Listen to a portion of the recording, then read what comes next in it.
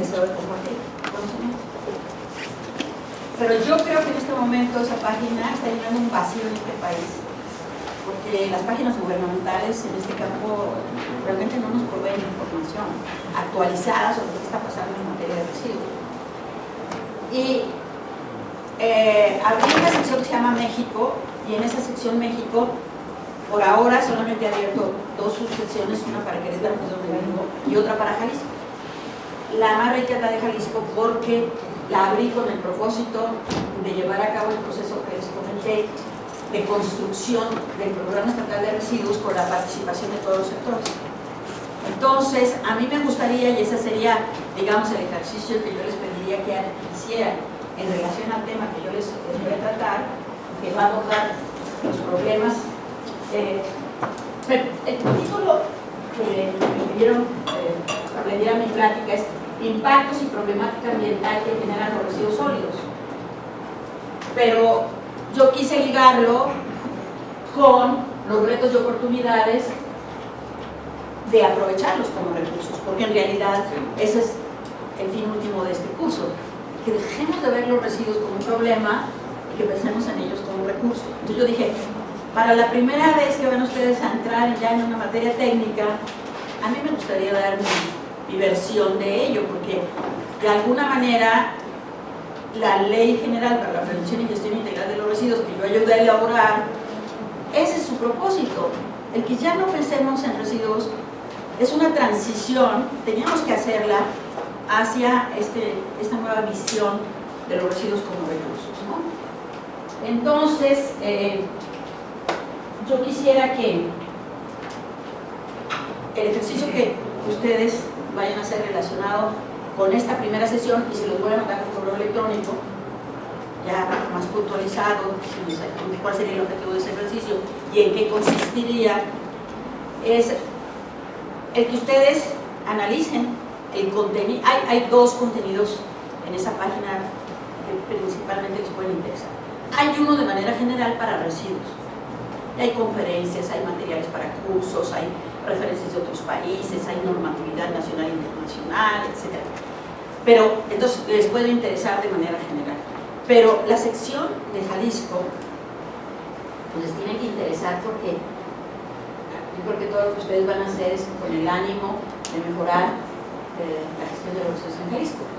Bueno, entonces, más que todo, yo voy a pedirles que se adentren en algunos documentos que están ahí, o bien el que también opinen cómo podríamos mejorar esa página que fue hecha con ese propósito de servir a un momento específico de este proceso de participación de diferentes sectores en la creación del programa. Y la idea que teníamos era que no importa que esas personas no fueran especialistas en el tema o provinieran de diferentes disciplinas y profesiones y trabajaran en diferentes actividades, la idea es que todos tuvieran una base de conocimiento mínima común de aquello que era importante para la construcción del programa, ¿de acuerdo?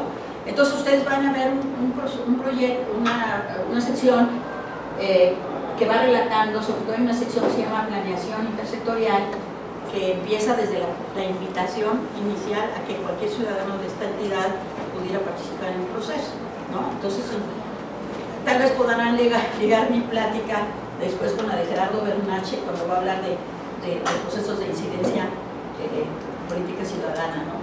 en este tipo de campos. Porque algo también que me parece importante transmitirles antes de que ya empiece a ocurrir el tema es que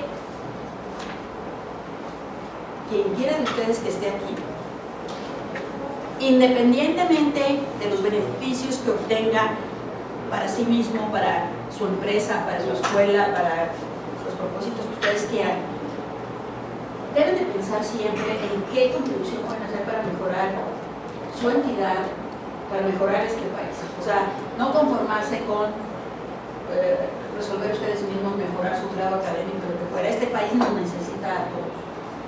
Y entonces, Magda se lo dijo muy claramente, la situación que se nos avecina el año próximo va a ser todavía más preocupante que la de este año en cuanto a carencia de recursos. Entonces, imagínense lo que les va a pasar a los municipios, que de la noche a la mañana ya no van a tener más recursos para comprar más vehículos para recolectar residuos, no van a poder construir más rellenos sanitarios. Pues yo creo que un día nos vamos a ver invadidos por los residuos por doquier. Y lo que yo he tratado a lo largo de todas mis actividades y sobre todo de la socialización de la ley es de hacer entender que la ley es una ley dirigida al generador de los residuos. No es una ley dirigida a los sistemas de recolección, transporte y disposición de residuos, para nada. Es una ley dirigida al generador, porque los problemas que estamos viviendo de los residuos en este país los estamos teniendo todos nosotros. Cada uno de ustedes, cada uno de nosotros somos los responsables de esos problemas que voy a empezarles a señalar. Si nosotros no generáramos residuos, si nosotros los reusáramos, aquellos que no podamos evitar, si nosotros los recicláramos, los compartiéramos, no tendríamos que tener sistemas de gestión de residuos, ¿no? Y sistemas municipales enfrentando tales presiones. Entonces yo lo que les quiero decir, a veces qué bueno que hay una crisis como la que vamos a vivir, todavía más acuciante este año, porque vamos a tener que crecer al castigo y vamos a tener que ver cómo nos responsabilizamos todos, ¿entienden? Yo creo que la primera responsabilidad es nosotros como generadores, cuál va a ser nuestra contribución para por lo menos no agravar el problema, ¿sí? Y para eventualmente ayudar a organizar a las comunidades en torno nuestras, incluyendo las instituciones educativas donde trabajamos o las empresas, porque no vamos a estar sacando los residuos, ¿sí se dan cuenta? Entonces aquí yo creo que el talento de ustedes y la creatividad va a ser súper necesaria en estas condiciones, pero eso es yo lo veo como una oportunidad, una ventaja, ¿no? De sentirse necesario, de sentirse útil, ¿no? De poder hacer la diferencia, ¿no? Entonces, por eso sí me va a ser muy importante que me ayuden. Yo quiero que sientan suya la sección de Jalisco de mi página, que me hagan una crítica, ¿no? Porque, como yo les digo, yo no sé ni de sistemas, yo no sé, no soy experta en comunicación, lo único que me mueve, como les comenté, es poner al alcance de quienes la necesiten información. Entonces, me encantará, y ese será el ejercicio que haré con ustedes, el que ustedes me retroalimenten para que juntos construyamos esa página y la vayamos mejorando, digamos, qué le faltaría, cómo habría que poner la información para que se facilitara su acceso, su lectura, lo que fuera, ¿no? Bien, entonces empecemos, bueno, y lo que les quiero decir, porque alguien me preguntaba antes de que empezara la reunión, ¿y cómo fue que usted llegó a dedicarse a esto, no? Y yo a veces me lo pregunto, porque yo estudié biología porque no quería, no entendía mucho de matemáticas y dije, rechazo todas las carreras que puedan requerir matemáticas. Y así por exclusión de biología.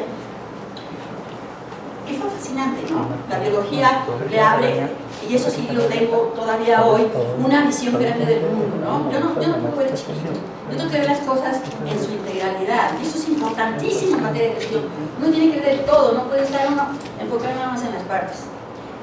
Pero igual, hoy no sé mucho de biología, se los puedo decir, no me van a preguntar el nombre de la clasificación de esas clases, porque ya se me lo dicen. La vida lo va llevando a uno, por cierto,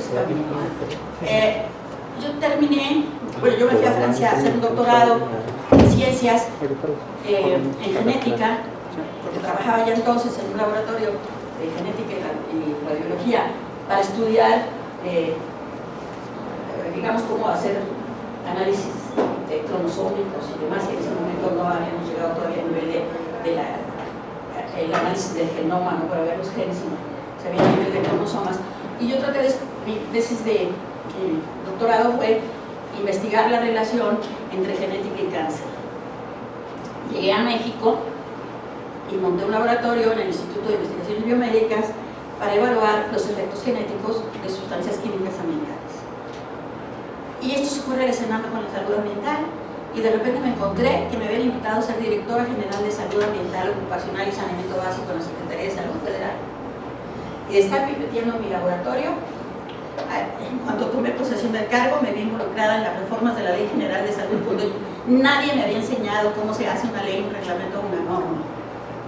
O sea, tuve que aprender sobre la marcha, pero el método científico que aprendí en la carrera me ha servido hasta para lavar los trastes, organizándolos como conjuntos, ¿no? Para que no se engrasen unos con otros. Entonces, cuando yo estaba en la academia, yo creía que el gobierno lo sabía todo y lo tenía todo bajo control, Y cuando vine a trabajar al gobierno, descubrí que no era cierto.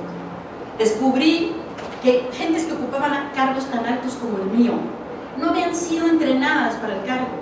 Por lo menos yo era científica, profesora universitaria, ¿no? Tenía método científico, pero hay muchas gentes que estuvieron antes que yo y que estuvieron después que yo, que no sabían, ni además a lo mejor no les interesaba. Entonces yo lo que les digo es que a partir de ese entonces, cuando vi como que el gobierno eran unas cuantas personas técnicas, hemos conversado con varios colegas que nos conocemos hace tiempo, porque cambian a las cabezas y ponen a gente que no sabe nada de nada, y se quedan siempre los técnicos acá abajo, ¿no? Tratando pues, de mantener las instituciones operando. Entonces, cuando yo salí de la Secretaría de Salud, desde ese momento como que me comprometí a tratar de seguir apoyando a la Secretaría de Salud. Y entonces seguí escribiendo acerca de cuestiones que tenían que ver con salud. Pero no tardé ni 15 días en que me contrataran para entrar a una de las primeras secretarías de Medio Ambiente, la de Desarrollo Urbano y Ecología, para preparar el ingreso de México a la Organización para la Cooperación y el Desarrollo Económico, en donde aprendí justamente gestión de residuos, y nuestra Ley General para la Prevención y Gestión Integral de los Residuos está basada en un documento de la OCDE, que también fue parte del proceso que ayudó a su creación, que es un documento de referencia para que los países no se conformen con regular el reciclaje, porque se habían dado cuenta que en 10 años de regulación de reciclaje solo se había logrado disminuir un poco la generación de los residuos, y que entonces lo que tenemos que hacer es cambiar los procesos de producción y de consumo, que si no vamos a la raíz del origen de donde están generándose los residuos, que son nuestras prácticas de producción y nuestros hábitos de consumo, no vamos a parar la generación. Por eso les digo, hoy en día que vamos a tener esta crisis en México, de que un día el Distrito Federal, que no tiene un relleno sanitario, vean los periódicos, no tarda en que un día amanezca la Ciudad de México llena de basura, porque los estados vecinos ya no les quieren recibir en sus rellenos sanitarios los residuos de ese día, ¿sí? Entonces eso nos va a pasar. Entonces sí tenemos que ir a la prevención, y ya tenemos una ley desde hace más de 10 años. Y la ley de este estado fue del 2007. Entonces, y es una ley que tiene cosas muy novedosas que van en este sentido de cerremos los ciclos y vámonos hacia cero residuos. Entonces yo creo que ustedes de veras pueden ser esos individuos con esa capacidad de poder hacer ese clic y promover una movilización social tendiente a que cada uno de los ciudadanos de quien genera residuos se responsabilice de sus residuos. Pero lo maravilloso es que vamos a descubrir que ese no es un problema, nos va a proporcionar una oportunidad de no desperdiciar recursos como lo hemos venido haciendo, porque generar residuos para un negocio no es negocio. Los insumos se compran para generar productos, y si lo están desperdiciando en forma de residuos es que hay una mala en el proceso. Y para un hogar que tanto nos cuesta tener ingresos para el día a día, para vestirnos y todo, generar basura, pues tampoco es conveniente, ¿no? O sea, eso es una falla de economía doméstica. Entonces yo creo que esto nos va a forzar de veras a hacer un cambio sustancial en nuestro modo de vida.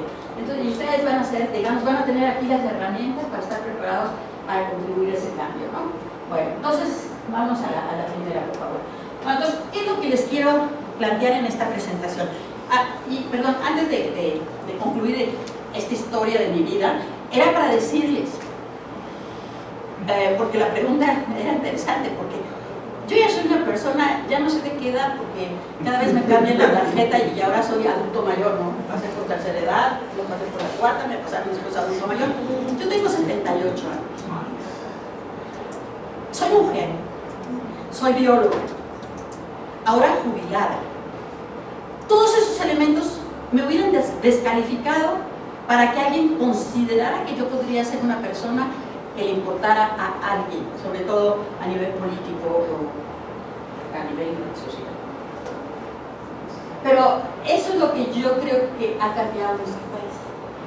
Aunque no haya todavía equidad de género, yo creo que las mujeres, incluyéndome a mí, no importa la edad, ni su situación económica, ni su estado civil, ni lo que fuera, podemos incidir políticamente.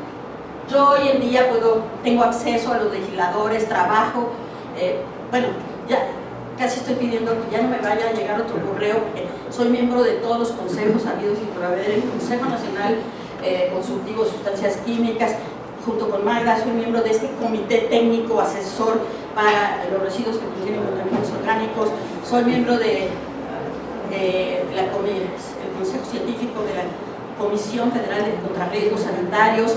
Bueno, ¿qué quieren que les diga? ¿No? ¿Cuántas leyes ha ayudado a hacer? ¿Cuántos reglamentos? ¿Cuántas normas? Entonces, pero eso es lo que les quiero decir.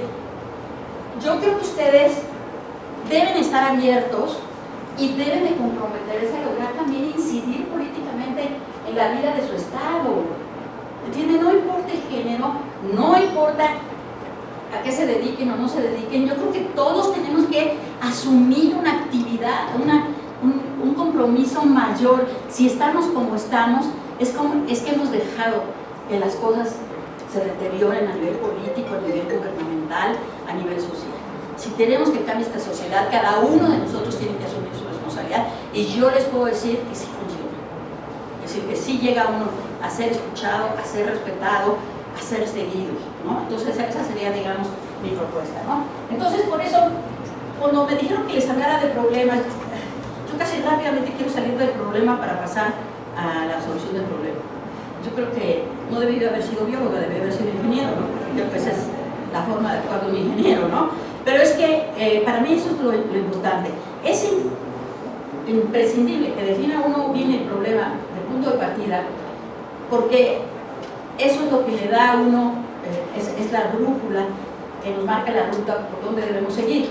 Pero una vez que caracterizamos bien el problema, y de eso voy a hablar, les voy a dar una serie de elementos para que caractericemos el problema de los residuos en Jalisco, así termino dándoles una visión lo más realista a partir del diagnóstico que hicimos para el programa estatal de residuos. Pero entonces voy a hablar de los residuos como problema, los residuos como recurso, muy brevemente, porque el curso va a ser de eso nada más, de los residuos como recurso. Y luego voy a hablar de los residuos en Jalisco y las perspectivas. Las perspectivas es una sola diapositiva, no se preocupen. Ahora sí, vamos a ver qué sigue. Bien, entonces vamos a hablar de los residuos como problema, ¿no? Entonces, vamos a pasar a la siguiente. Bueno, esta ni sé quién es el autor, y sí sería importante saberlo para ver a partir de qué tipo de experimentos determinaron el tiempo de degradación de cada uno de estos materiales, ¿no? Que son los que caracterizan los residuos que están yendo para los sitios de disposición final. Pero vean el problema. Hace 100 años, los residuos que iban a parar a sitios de disposición final, la mayoría eran orgánicos, biodegradables, la naturaleza sabía cómo procesarlos. Pero de repente, el desarrollo científico-tecnológico introdujo la posibilidad que uno pudiera diseñar moléculas para fabricar bienes de consumo o materiales para los bienes de consumo a partir de una computadora, ¿no? Prediciendo el comportamiento de X fórmulas químicas. Entonces imagínense que uno fabrica con esos materiales que ahora van a parar a un sitio de exposición final, pues los microorganismos del suelo, los organismos degradadores, pues no dicen, ¿y esto qué es? ¿No? Porque no es algo que estaba en la naturaleza. Bueno, pues eso que ha traído como consecuencia. Entonces vean cómo es posible que sigamos teniendo a cargo de la gestión municipal de residuos personas analfabetas que no saben nada de residuos, servicios públicos que no tienen recursos, no tienen tecnología, no tienen organización, no tienen planeación. ¿Cómo es posible cuando van a ver este tipo de fenómenos que estamos enfrentando? El papel tarda 3 meses en degradarse, las cáscaras de fruta 6 meses, el periódico 1 año, las colillas de cigarro de 1 a 2 años, el chicle 5 años, la lata 50 años, los plásticos 40 años, el poliestireno 1000 años y el vidrio 4000 años. Entonces, a la velocidad que estamos generando residuos que están compuestos de esos materiales, imagínense que estamos creando pasivos ambientales en todo lugar en que los estemos enterrando. Entonces, nuestra ley establece que la última opción en el manejo de los residuos debe de ser la disposición final, la última, y solamente cuando no hayamos podido de manera económicamente viable, tecnológicamente factible y socialmente aceptable el aprovechar o reciclar o reutilizar los residuos. Se tiene que limitar a eso. Bueno, entonces, dale, sigue, por favor. Sí. ¿Me podría? Con mucho gusto. Si yo quisiera hacer una reflexión en el sentido de esos dos 4, 6, 8, 9 materiales que usted está poniendo. Ajá. Podríamos decir que solamente no se reciclan las polillas y los chicles y a lo mejor las cáscaras, o ya todo se podría reciclar. Es interesante.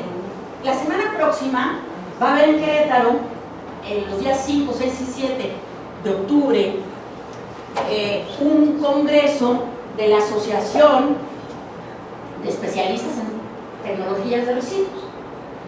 Y ayer estábamos con otro colega de aquí revisando los títulos de los trabajos que se van a presentar, tanto en conferencias como en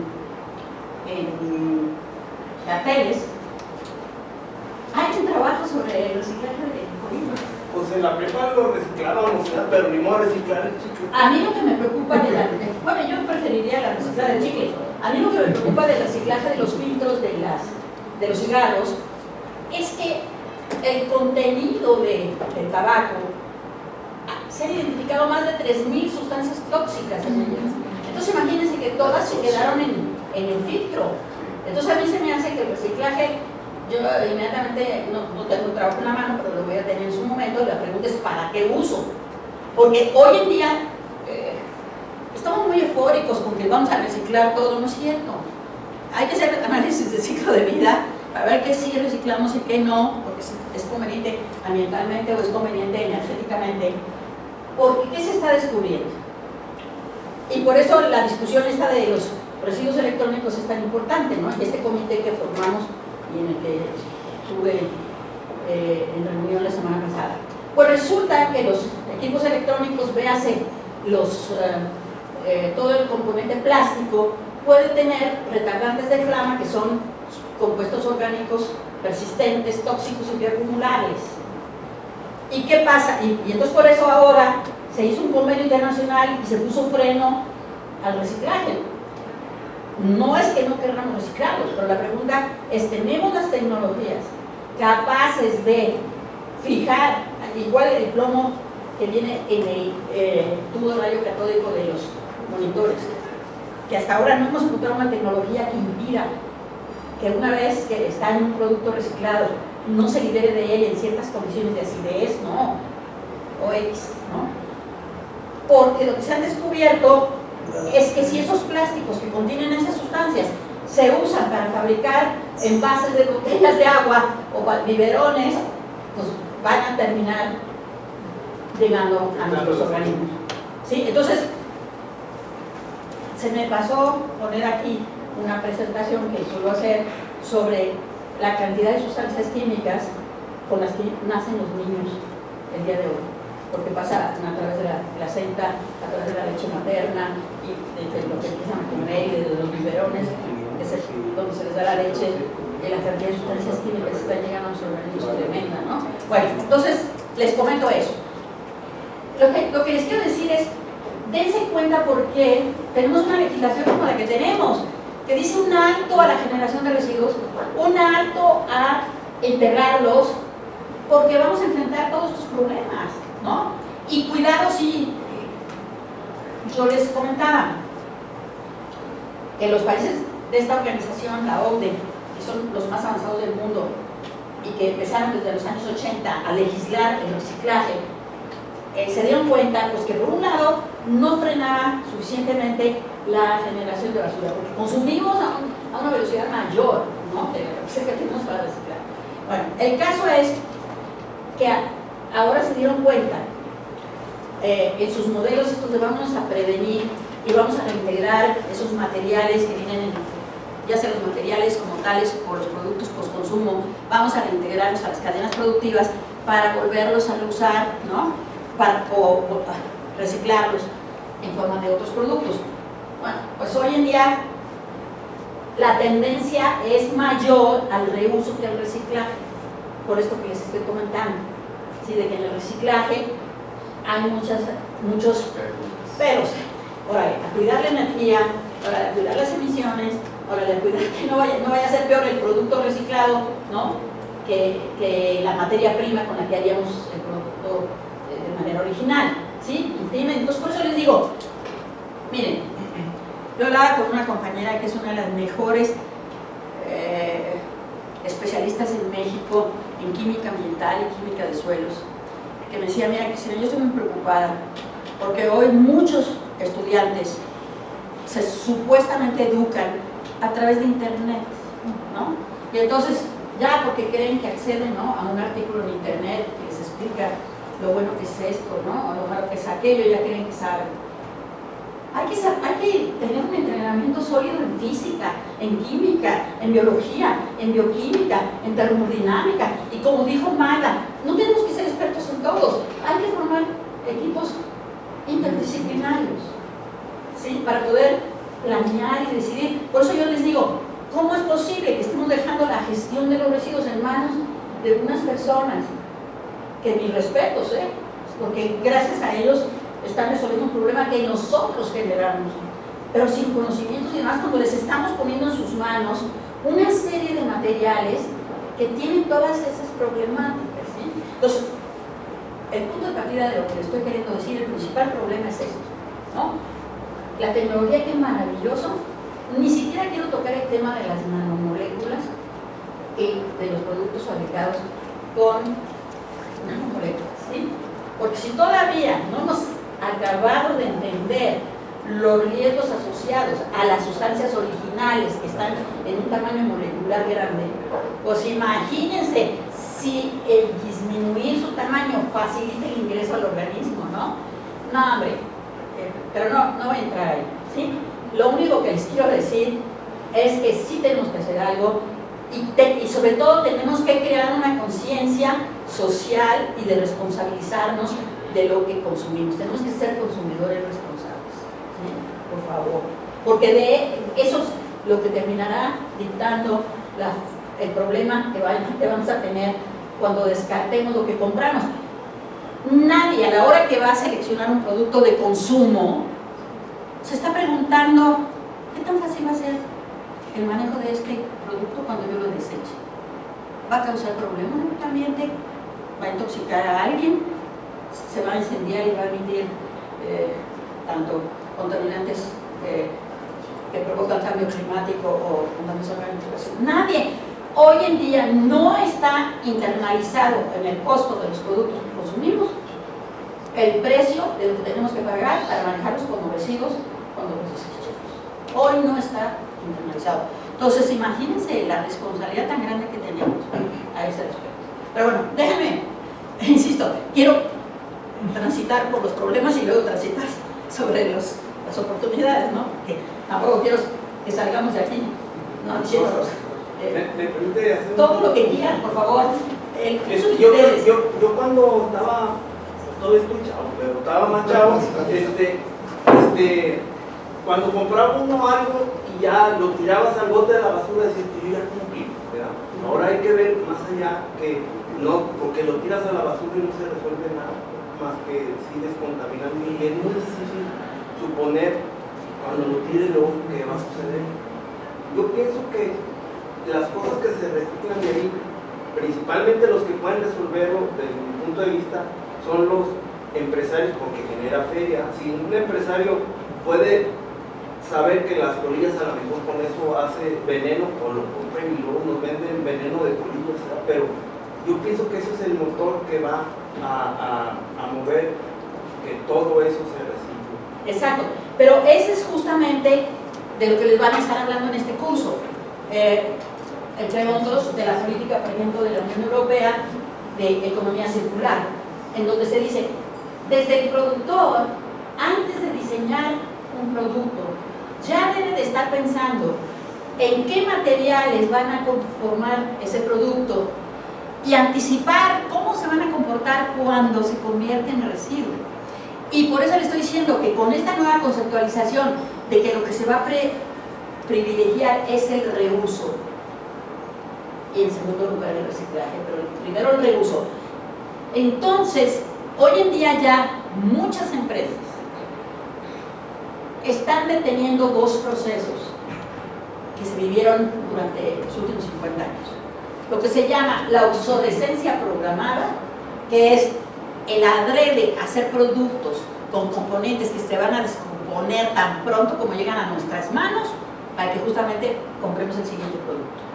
Y el otro proceso es la obsolescencia percibida, que es la moda. Ah, no, pues hoy ya no se usa un vestido como el que estoy usando, ni zapatos como los que estoy usando, ni teléfonos, ahora hay que usar iPads y no sé qué. ¿Entiendes? ¿Se dan cuenta? Un vehículo más veloz, una computadora que tenga funciones X o Y, y entonces apenas están llegando los productos a nuestras manos cuando ya está saliendo el siguiente modelo. Eso se llama la obsolescencia percibida. Estamos percibiendo como que ya estamos fuera, ¿no? Todos están ya con la última tecnología y nosotros no. ¿Cómo es eso? Bueno, están metiendo un freno a eso.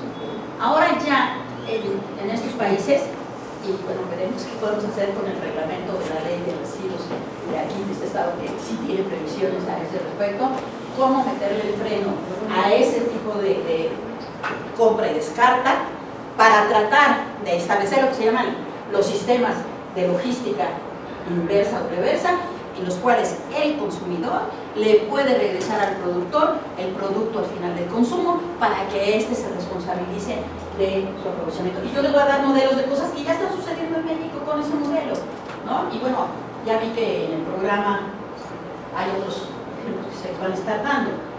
Pero lo que les estoy diciendo en suma es, si bien es cierto que este diplomado les va a abrir los ojos así sobre, ¿no?, lo último que está ocurriendo en este campo y hacia dónde se está evolucionando, no los va a hacer expertos. De antemano se los digo, si alguno de ustedes se atreve a decir que estuvo en este diplomado, ya es el experto, ¿no?, en gestión de residuos, no sé qué, como decía mi mamá, yo vengo y les jalo los pies, aunque esté muerta, porque no, tienen que admitir humildemente que lo que están haciendo en este diplomado es remover sus conciencias, es abrirles un nuevo panorama, pero para que sigan aprendiendo más y estudiando más. ¿Sí se dan cuenta? Porque no podemos tomar decisiones superficiales. Y sobre todo, lo que es válido para un país europeo no necesariamente es válido para México. Les voy a dar un ejemplo. Para escribir o hacer las propuestas del contenido de la Ley General para la Prevención y Gestión Integral de los Residuos, escribí 6 libros que fueron publicados por la Cámara de Diputados y que están disponibles gratuitamente en mi página electrónica. Uno de ellos es de una serie de 4 manuales que se llaman, y te lo comento ahora, Eduardo, que estamos haciendo el proyecto de reglamento de la ley, se llama ¿Cómo regular los residuos con sentido común? Porque mi mamá, que apenas ni siquiera terminó la primaria, a mí me enseñó. Mira, hija, cuando quieras resolver un problema, primero usa tus 3 dedos de frente. Y cuando no lo puedes resolver, entonces ya usa la ciencia y la tecnología. Aquí, ¿entiendes? A veces queremos cosas que se pueden resolver simplemente, que queremos hacerlas complejas y poner una serie de requerimientos que no vienen al caso. Bueno, de esos manuales hay uno que se llama Valorización de Residuos, Participación Ciudadana y innovación, algo así, ¿no?